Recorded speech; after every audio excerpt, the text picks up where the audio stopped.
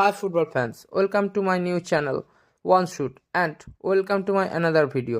আজকের ভিডিওর টপিক হলো ইস্টবেঙ্গলে সই করতে চলেছেন নতুন বিদেশি স্ট্রাইকার। তো আজকের ভিডিও শুরু করা যাক।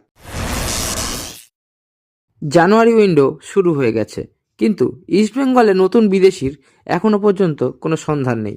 তবে সূত্রের খবর এই যে খুব দ্রুতই লাল হলুদ শিবিরে নতুন বিদেশি চূড়ান্ত হতে চলেছেন। প্রায় 20 জন বিদেশির তালিকা শুরু হয়েছে, সেখান থেকে কয়েকজন বিদেশিকে শর্টলিস্টেড করা হয়েছে। আর শনিবার সন্ধ্যার খবর, কোস্টারিকার স্ট্রাইকার ইউগেন্স মন্টেনেগ্রো কর্তাদের পছন্দের তালিকায় সবার উপরে আছেন। বড়সড় অঘটন না ঘটলে দু একদিনের মধ্যে ইস্টবেঙ্গলে চূড়ান্ত হয়ে যাবেন তিনি। 24 বছরের এই স্ট্রাইকার খেলেন কোস্টারিকার ক্লাব লিবেরিয়ার হয়ে।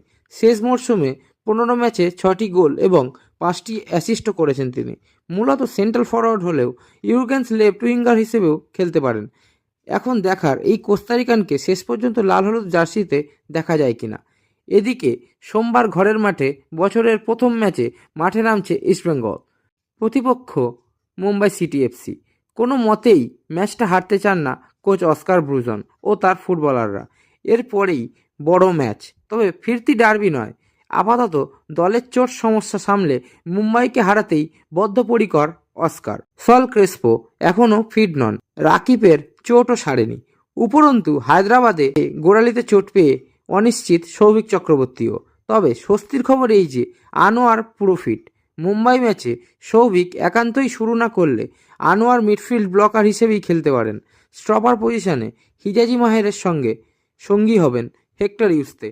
পুরো দমে এদিন অনুশীলন করলেন দিমিত্রিয়াস ডায়ামন্টাকোস। মুম্বাই ম্যাচে তিনি ক্লেইটন সিলভার সঙ্গে জুটি বেঁধে আক্রমণ চালাবেন। এই রকম ফুটবল রিলেটেড আরও ভিডিও পেতে সাবস্ক্রাইব করুন আমার চ্যানেলটিকে এবং ছড়িয়ে দিন সবার মাঝে। এবং যদি ভিডিওটি ভালো লেগে থাকে একটি লাইক করে দিন এবং শেয়ার করে দিন এবং সাবস্ক্রাইব করে আমার পাশে থাকুন। সাবস্ক্রাইব করার পরে বেল আইকনটিকেও প্রেস করে দেবেন। আজকের মতো ভিডিও এই পর্যন্তই।